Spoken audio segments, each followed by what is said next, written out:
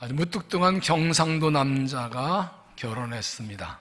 그런 결혼 첫날 신부에게 이렇게 선언했습니다.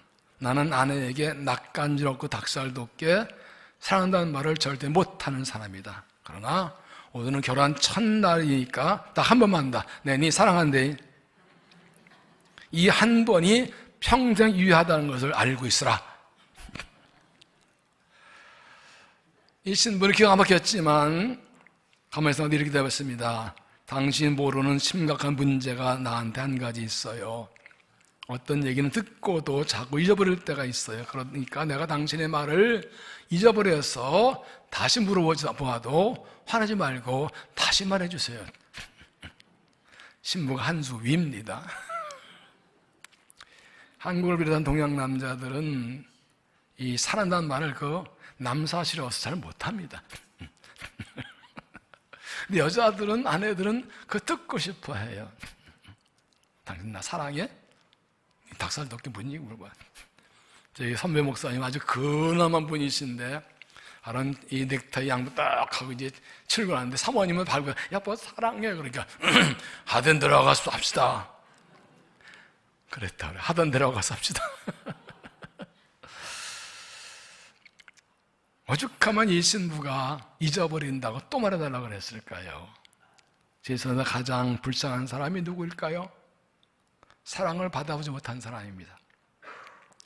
충분한 사랑을 받아보지 못한 사람입니다. 진정한 사랑을 받아 못한 사람.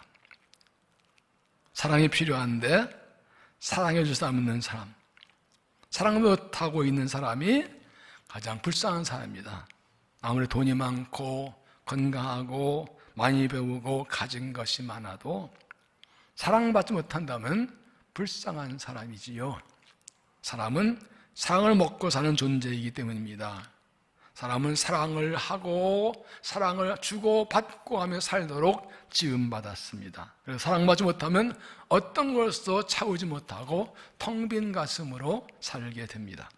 그런데 대부분의 사람들은 사랑을 받기만 원하고 사랑하려고 하지는 않습니다. 아니, 사랑을 해도 잘 안 됩니다. 왜 그럴까요? 충분한 사랑을 받지 못하기 때문입니다. 진정한 사랑을 받아보지 못하기 때문입니다. 사랑 주었다가 배신당하기도 하고 실망하기도 하고, 내 안에 충분한 사랑이 있어야 사랑할 텐데 내 안에 사랑이 없기 때문에, 사랑이 충분하기 때문에 온전한 사랑을 하지 못하는 것입니다. 그래서 우리 인간에게 가장 필요한 것은 돈도 아니고 명예도 아니고 건강도 아니고 지식도 아니고 사랑입니다. 우리 인간사의 모든 문제는 사람들이 충분한 사랑을 받지 못하고 그래서 서로 사랑하지 못하는 것입니다. 인간사의 모든 문제와 갈등은 사랑이 부족한 것이 원인입니다. 모든 사랑받기 원하고 사랑하기 원하지만 그 사랑의 갈증이 채우지 못하는 것이 오늘 우리 현실이 아닙니까? 그럼 어떻게 하면 좋을까요? 세상에 사랑이 없다고 포기할 것인가요? 세상에 나를 사랑이 없다고 돌아설 것인가요? 그렇지 않습니다. 여기에 풍성한 사랑, 진정한 사랑이 있습니다. 그것은 하나님의 사랑입니다. 우리 하나님의 사랑을 받으면 내 안에 사랑이 넘쳐납니다. 하나님의 사랑에 대해서 샘솟듯 솟아납니다. 그래서 그 사랑으로 다른 사람을 사랑할 수 있고 어떤 사람도 얼마든지 사랑할 수 있습니다. 왜 우리에게 하나님의 사랑이 필요합니까? 인간의 사랑은 충분하지 못하기 때문입니다. 우리가 다른 사람의 사랑을 충분히 받았어도 남에게 나누어지는 충분하지 넉넉하지 않습니다. 인간은 유한한 존재에서 다른 사람에게 충분한 사랑을 줄 수 없고, 그래서 사랑을 받아도 그것까지는 다른 사람을 충분히 사랑할 수 없는 것입니다. 사람들은 다른 사람을 사랑할 때 자기 방식으로 사랑합니다. 상대방을 생각하지 않고 자기 생각대로 사랑하고 자기 생각이 사랑하기 때문에 사랑하면서 오히려 다른 사람에게 아픔과 상처를 주는 겁니다. 그러면서 왜 내 사랑을 받아도 못하냐고, 왜 나를 이해 못하냐고. 이게 인간의 사랑 문제, 유한한 인간의 한계입니다. 마치 고슴도치의 사랑처럼 사랑한다고 자꾸 껴안는데 내 가시로 서로를 자꾸 찌르는 거예요. 우리는 사랑의 이름으로 서로의 상처를 주며 살고 있습니다. 이것이 우리의 문제이고 이것이 우리의 진정 사랑하지 못하는 이유입니다. 오헬리의 묵은 빵이라는 짧은 작품이 있습니다. 한 빵집에서 매일 싸게 파는 묵은 빵만 사가는 한 남자가 있었습니다. 이 빵집 여주인은 이 사람을 불쌍해서 오늘날 그 묵은 빵에 그 빵에다가 버터를 평소보다 많이 잔뜩 넣어서 주었습니다.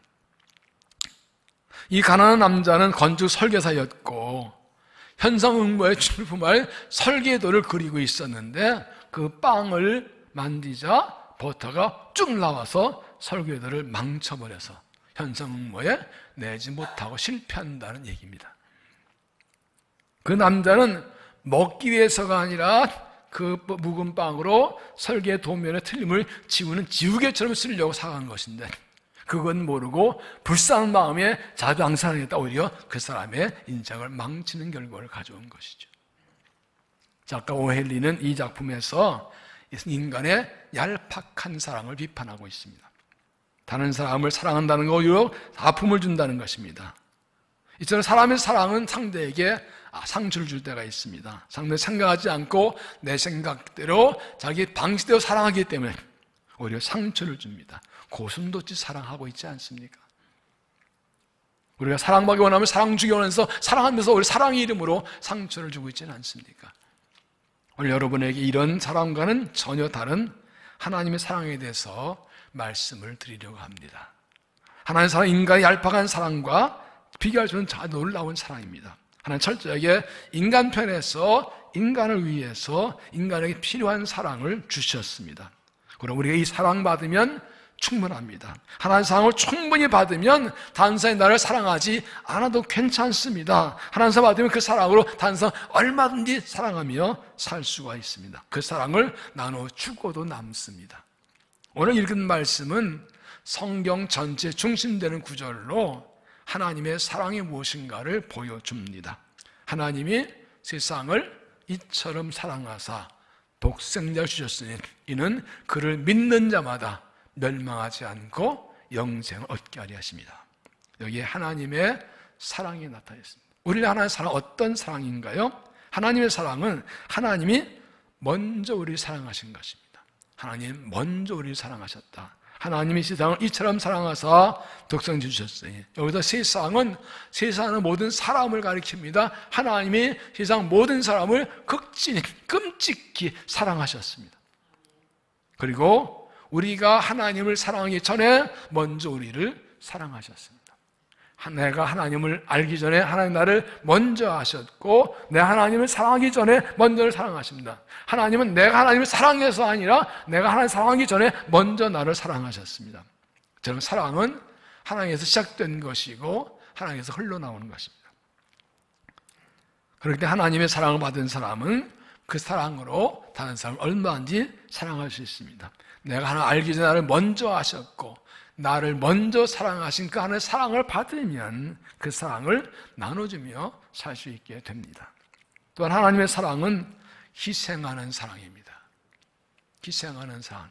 하나님이 세상을 이처럼 사랑하사 독생자를 주셨으니 하나님이 우리를 사랑하셔서 외아들을 우리에게 주셨다고 합니다. 우리를 사랑하셔서 죄 없는 외아들을 이 땅에 보내셔서 우리를 대신 죽게 하셨습니다. 그래서 우리가 예수를 믿고 죄를 용서받고 영원한 생명을 얻게 주셨습니다. 하나님 우리를 위해 자기 아들을 버릴 정도로 희생할 정도로 우리를 사랑하신 것입니다. 사랑은 희생입니다. 진정한 사랑은 희생을 동반합니다. 희생하지 않는 사랑은 사랑이 아닙니다. 우리가 어떤 사람을 사랑하면 그가 원하는 걸 다 해주려고 하죠. 사랑은 상대방에게 자기가 있는 것을 다 내주고도 더 원하는 거 없냐고 물어보고 더 주고 싶어하는 것이 사랑이라고 하지요. 그 사람을 사랑하기에 그를 위해서 어떤 것을 희생하는 것이 사랑입니다. 말로만 사랑한다고 해서 행동이 따르지 않으면 희생이 없으면 진정한 사랑이 아니지요. 그런데 사랑한다면서 희생은 하지 않는 사람들이 있습니다. 말로만 사랑한다고 하면서 그를 위해 조금 희생하지 않는 사람들, 오히려 무엇을 얻어야 되는 사람들이 있습니다. 처음에는 사랑한다고 한 걸만 속지만 나중에 속셈을 알고 실망하는 것입니다. 그러나 하나님의 사랑은 희생하는 사랑입니다. 자기의 모든 걸 내주면서 우리를 사랑하십니다. 우리를 구하기에 자기 아들을 버리셔서 우리를 사랑하셨습니다. 하나님 우리를 사랑해서 뭐든지 희생하십니다. 하나님께서 우리를 위해 아들까지 버리셨는데 뭘 또 못하시겠습니까? 또 하나님의 사랑은 조건 없는 사랑입니다. 조건 없는 사랑. 하나님이 세상을 이처럼 사랑하사 독생을 주시는 그를 믿는 자마다 멸망하지 않고 영생을 얻게 하십니다. 우리 하나님은 사랑을 받는 데는 아무 조건이 없습니다. 누구나 예수님을 믿기만 하면 구원을 받습니다. 우리가 죄를 용서하고 영생하는데 어떤 조건도 없습니다. 예수 믿으면 죄를 용서받고 구원받고 영생 얻고 하나님의 자녀가 됩니다. 나를 위해 아들이 하나님의 사랑을 받아들이기만 됩니다. 그러나 하나님의 사랑을 믿지 않고 예수 믿지 않는 사람들은 구원받을 수 없고 그 사랑을 받을 수 없습니다. 돈이 많아도 공부를 많이 했어도 높은 지위와 권력을 가졌어도 착함을 많이 했어도 하나님의 사랑을 믿지 않고 받아들이지 않으면 그 사랑을 받을 수 없습니다. 그러나 가진 것이 없고 연약하고 배운 것이 없고 내놓을 것이 없어도 하나님의 조건 없는 사랑을 믿으면 조건 없이 누구나 구원받고 그 사랑을 받고 살아갑니다. 진정한 사랑은 조건 없는 사랑입니다. 하나님의 사랑을 조건 붙이는 사랑은 사랑이 아닙니다. 우리가 사람들의 사랑을 만족하지 못하고 실망하는 이유는 바로 사람들이 나를 사랑하면서 조건 붙이기 때문입니다. 진정한 사랑은 아무 조건 없이 사랑하는 것입니다. 하나님은 모든 사람이 구원받기 원하시기 때문에 아무 조건 붙이지 않고 천국문을 열어 놓으셨습니다. 우리 아들의 생명을 버리신 예수 하나님의 사랑, 활장이 하나님의 사랑을 받으면 조건 없이 구원해 주십니다. 또 하나님의 사랑은 제한 없는 사랑입니다. 이는 그를 믿는 자마다 멸망하지 않고 영생 얻게 하십니다. 어떤 사람인지 하나님의 사랑을 받고 어떤 사람이 사랑하신다는 겁니다. 우리가 하나님 믿고 예수 믿을 때 어떤 제한과 차별이 없습니다. 우리가 사람들의 사랑에 실망하는 이유는 사랑하는데 제한을 두기 때문입니다. 어떤 사람은 사랑하고 어떤 사람은 이런 사람을 사랑하고 저런 사람 사랑하지 못하겠다 제한 둡니다. 어느 거 사랑하다가 이 이상은 못하겠다고, 사랑하다가 이렇게까지는 사랑 못하겠다고, 이런 사람 사랑 못하겠다고, 당신 더 이상 사랑 못하겠다고 자꾸 조건을 제한을 두기 때문에 우리가 사람의 사랑에 실망하는 것입니다. 그러나 하나님의 사랑은 제한이 없이 모든 사람을 사랑하십니다. 그를 믿는 자마다 남자도 여자도 어린아이도 노인도 가난한 사람도 부자도 잘 배운 못 배운 사람도 누구나 예수를 믿으면 하나님의 사랑을 받고 구원을 받습니다. 어느 나라 사람도 어느 종족이든지 한국 사람이든 일본 사람, 중국 사람이든 누구나 하나님의 사랑을 믿으면 구원을 받습니다.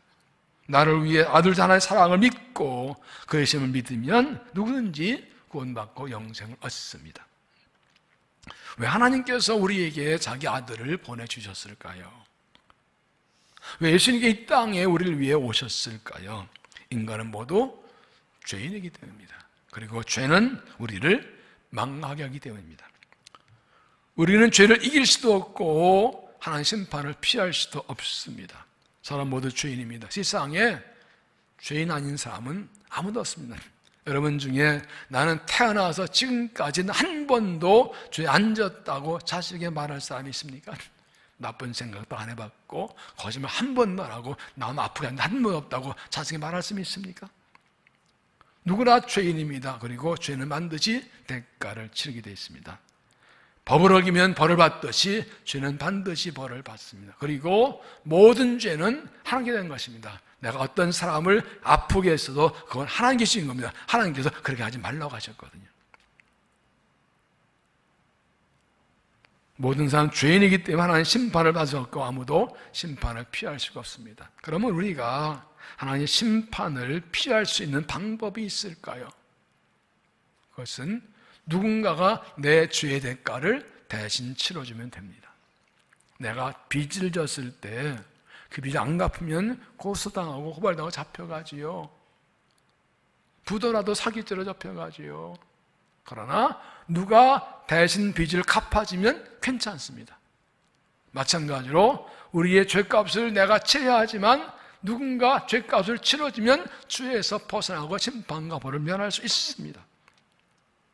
그런데 과연 누가 우리 죄값을 대신 치러줄까요? 다 죄인인데 자기 죄도 감당 못하는데 누가 남의 죄값을 치러줄까요? 그런데 하나님께서 우리를 구원하시려고 자기 아들을 보내주셨습니다.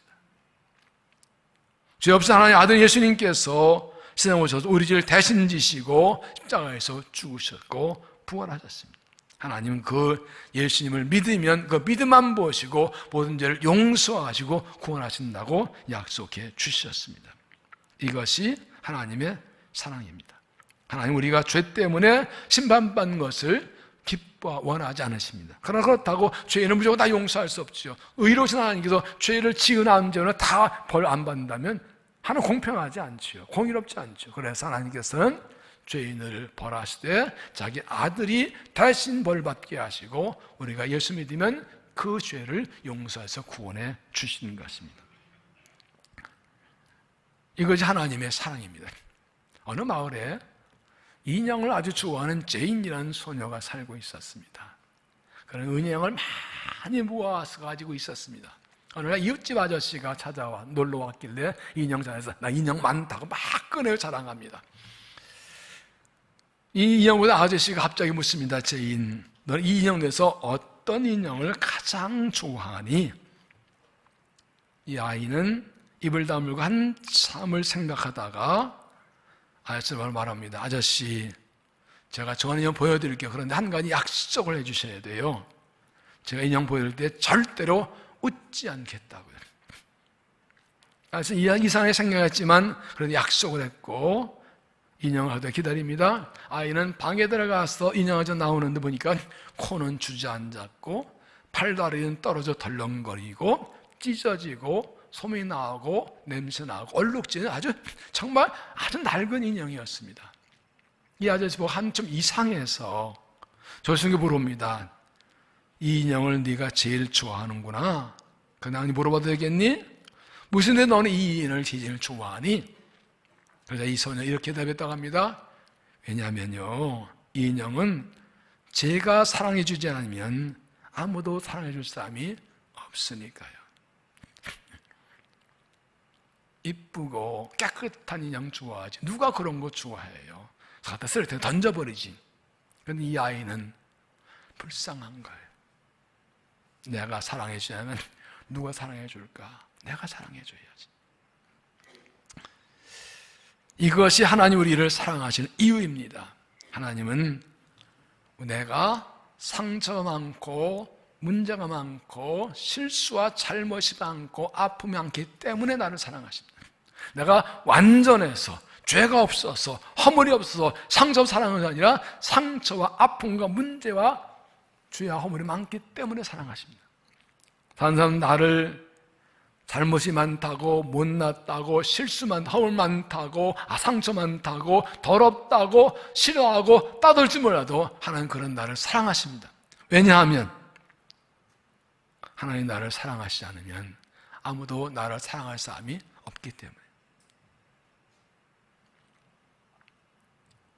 하나님 우리를 사랑하지 않으면 우리는 아무에게도 사랑을 받을 수 없기 때문에. 그러고 죄 많고 헐 많고 상처 많고 아픈 문제 많은 나를 구원하시려고 자기 아들을 버리신 거예요. 이제 중요한 것은 내가 하나님의 사랑을 믿는 것입니다. 하나님 나를 사랑하신다는 것을 믿는 것입니다. 내 마음을 열고 이 사랑을 받아들이는 것입니다. 자기 아들의 생명을 나를 주신 그 하나님의 사랑을 믿고 마음을 열고 그 사랑을 받아들이고 나오는 것입니다. 그 사랑이 나를 위한 것임을, 단순히 나를 위해 자기 아들을 버리셨다는 것을 믿고 하나님께 나오는 것입니다. 하나님 사랑 믿고 하나님께 나오면 모든 죄 용서받고 구원받고 하나님의 사랑 가운데 살아갈 수 있습니다. 1982년 10월 뉴욕 데일리 뉴스지에 잠동의 이야기가 하나 실렸습니다. 한 마을에 17살의 마이클 부캐넌이라는 젊은 아이가 지붕에 올라가서 자살을 시도했습니다. 그의 어머니는 가출했고 아버지는 알코올 중독자입니다. 너무 희망 없는 문제와 가품과 걱정 속에서 몇 년을 고민하다가 결국 자살하기로 한 것입니다. 사람들이 몰려들었고 아무리 내려오라고 별 얘기해도 내려오지 않습니다.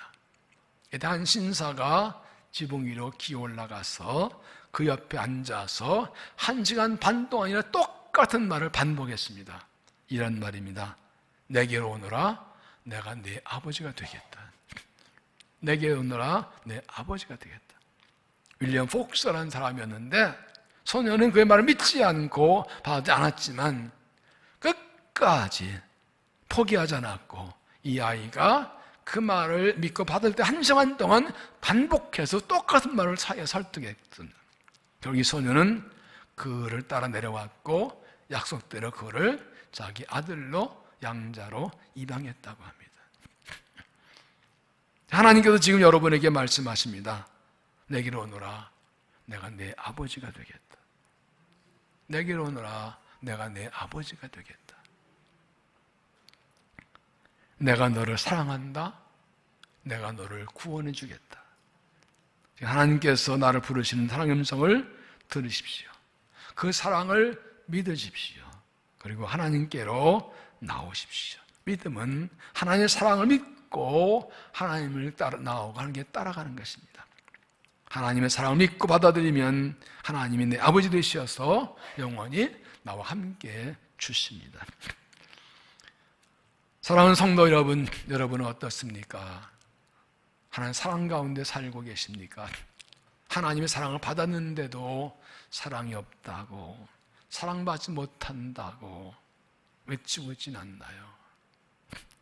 하나님의 사랑을 받았는데 나만 사랑받고 그 사랑을 흘려보내지 않고 있진 않나요? 충분한 사랑 받았는데 내 안에 가둬놓고 있진 않나요? 사랑은 흘려보낼 때 그 능력이 나타납니다. 내가 받은 사랑을 흘려보낼 때 내게도 사랑이 넘쳐나고 솟아나게 되어 있습니다. 세상에 사랑 없다고 말하지 말고 이미 십자가의 사랑을 받았는데 누가 나를 사랑하지 않는다고 원망하지 말고 이미 내가 사랑 받았는데 나눠주라고 하시는데 이 사랑을 흘려보내면서 늘 새로운 사랑을 경험하면서 살아가는 믿음이 되시기를 바랍니다. 오늘 말씀을 세 번역으로 읽어드리겠습니다. 하나님께서 세상을 이처럼 사랑하셔서 외아들을 주셨으니 이는 그를 믿는 사람마다 멸망하지 않고 영생을 얻게 하려는 것이다. 하나님께서 아들을 세상에 보내시는 것은 세상을 심판하시려는 것이 아니라 아들을 통하여 세상을 구원하시려는 것이다. 우리를 사랑하셔서 자기 아들을 보내주셨습니다. 하나님께 아들을 보내신 것은 세상을 심판하는 게 아니라 아들을 통해서 우리를 구원하시려는 것입니다. 오늘 말씀의 제목이 이것입니다. 당신을 사랑하시는 하나님. 나를 사랑하시는 하나님. 하나님이 당신을 사랑하십니다. 하나님 나를 사랑하십니다. 하나님께서 먼저 우리를 사랑하셨습니다. 하나님께서 나를 위해 아들을 희생하셨습니다. 하나님의 사랑은 조건이었습니다. 하나님 조건 없이 여러분을 사랑하십니다. 하나님의 사랑은 제한이었습니다. 하나님의 모든 사람을 사랑하십니다. 하나님께서 오늘 여러분을 부르십니다. 이 사랑 받으라고, 이 사랑 받고 살라고 우리 여러분을 초청했습니다. 하나님에게 영원의 생명을 주시려고 나를 부르신 하나님의 사랑에 응답해서 평생 하나님의 사랑 가운데 행복한 삶을 살아가는 여러분들이 되시기를 바랍니다. 기도하시겠습니다. 하나님, 우리를 먼저 아시고 사랑하셔서 우리를 만나주시고 구원하신 은혜를 감사합니다. 내 죄 때문에 비틀거릴 때에 예수님의 생명을 주셔서 우리를 구원하시고 저를 용서하시고 하나님 되시게 하신 것을 감사합니다. 조건 없이 사랑하신 하나님, 저는 하나님께 나왔습니다. 이제 세상에게 사람에게 사랑을 기대하지 않고 사람에게 사랑에 대해 실망하지 않고 하나님의 사랑을 충분히 받고 살며 이 사랑을 흘려오며 하나님의 사랑 가운데 행복하게 살아가는 우리 되도록 도와주시옵소서. 예수님 이름으로 기도하옵나이다. 아멘.